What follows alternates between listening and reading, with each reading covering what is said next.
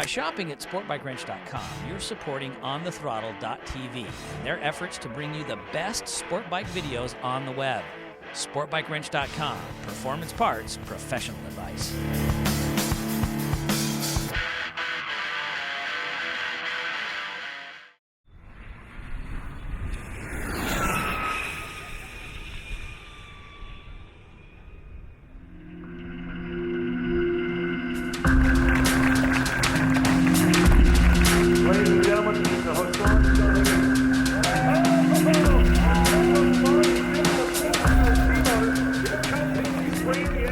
So let's take some questions from the floor. Sean, that last corner there looked like you were taking a really wide line. Why was that? Well, these bikes... Sean, you want to use the mic? Yeah, the reason for the wide line was to accommodate our gearing. It's a direct drive system, and so it's geared, to go around 100 miles per hour. But in the slower speed corners, it's below its peak power. The acceleration is compromised a little bit in the slower speed corners. So I basically was just entering as wide as possible and carrying as much through the middle and just let it drift to use all the track and the exit. So that was probably the most dramatic place to do that. The other places weren't so bad, but that last corner was very tight for me.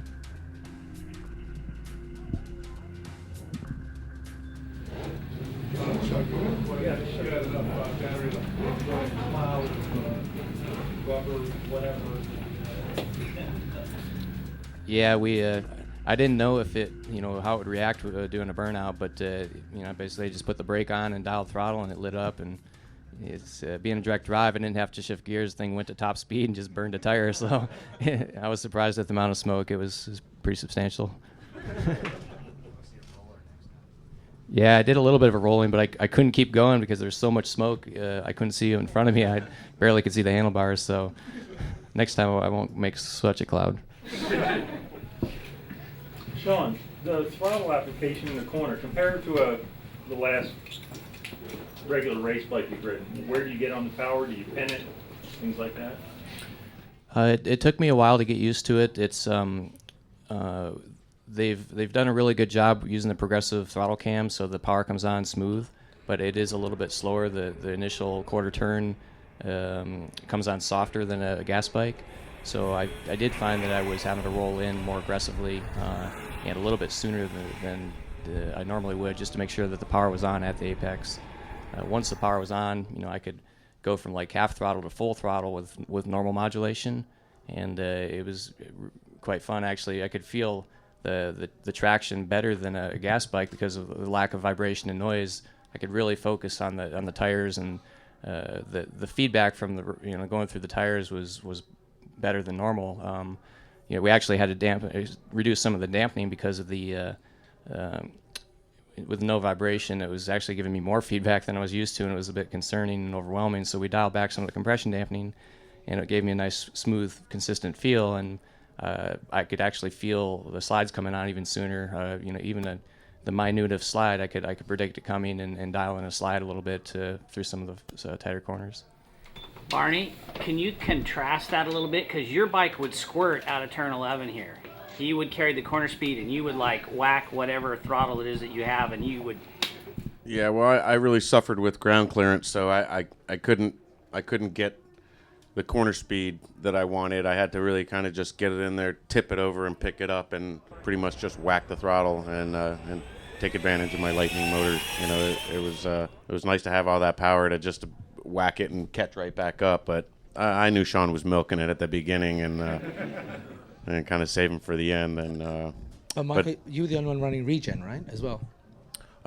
Yeah, Thad was also. Okay. So towards the end of the race, just to play it safe, because I really don't have a warning as far as when I'm going to run out of power. So towards the end of the race, when I really knew I wasn't going to catch Sean, and I had a good lead on third, that I would just pretty much not brake and just let the regen work itself as I shut off going into the corners, just to add some extra energy into the bike. I'd have to say it was quite challenging to pick my strategy to try and pass Mike in the corner because of the difference in approaches. I would say he had more of a point and shoot superbike style riding technique, where I was riding more like a 250 Grand Prix with long swooping lines, and So the couple times I was, using up all the real estate between us and the curbing, and I appreciate Mike trusting me on that. But it was it was really tasking me coming into the corner to predict, his speed and where his line was going to take him, and make sure that we had enough, clearance to get through. Sean, the qualifying times were, you had quite a bit on Michael. Were you surprised it was such a good race? Well, I'd never counted Michael out. I know that they were getting faster each session. I was happy that our speeds were so quick in qualifying. It looked like we had a good margin on the field, but I didn't. I wasn't overly, didn't want to get too confident going into the race. So we just played it smart, and I expected Mike to pick it up in the race, and didn't want to show our hand too early.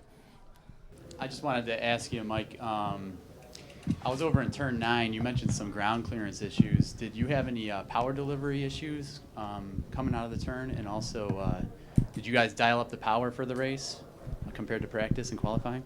Yeah, actually, over the weekend we've dialed out some of the power. Not exactly sure what happens when the symptom occurs, but particularly out of the chicane, it would just cut out on me. And that's sort of like it's getting too much power. I'm whacking it on too hard, so it actually has something built into the software to where it resets itself. But I only had about 10 of those resets before I had to reboot. So coming out of there, and I guess out of this last corner is where it was doing it the most. I really don't know why. Maybe it's just so slow that you're accelerating so much from zero throttle to full throttle. I was told to do that a little bit slower, but when you got a straight shot in front of you, it's kind of normal to just whack it once you got it straight up and down. I really suffered with corner speed, so I had to take advantage of the acceleration as much as I could. So it's a learning process, a development process that I'm sure that we're going to make great strides as we have over the weekend. Like I said, I expected to go a little bit quicker in the race. I thought I was going quicker, but Sean was kind of taking it down a notch. So I think all of us were really concerned with finishing the race, not knowing what all our machines are going to do in this 25-mile race. So I'm just pleased that we got through it and we finished our first race and up on the podium. All right. Well, I want to say a few things, if I may. Firstly, I think the big winner here was, I hope, the next generation of motorsports. We've really shown something here. We've hopefully changed some hearts and minds.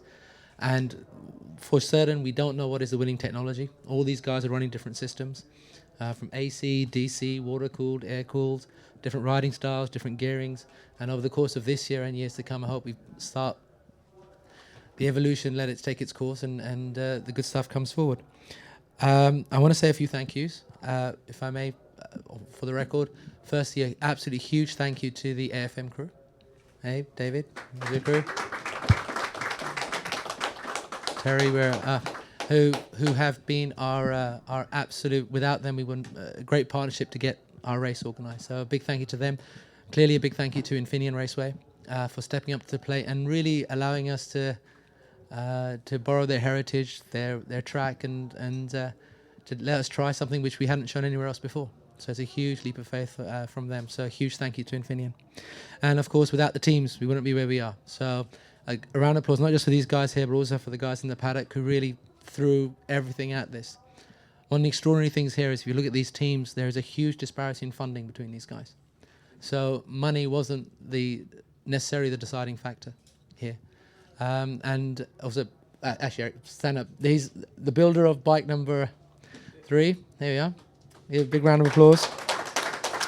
Electric racing bike. All right. He's effectively a one-man show who's done the whole thing. So huge kudos to him. And there's lots of stories like that in the paddock. So we'd ask you all to come, meet our teams, meet the various people taking part in all of that, and of course welcome you to Road America, our second round on June 4th at the beautiful Elkhart Lake in Wisconsin. So thank you very much.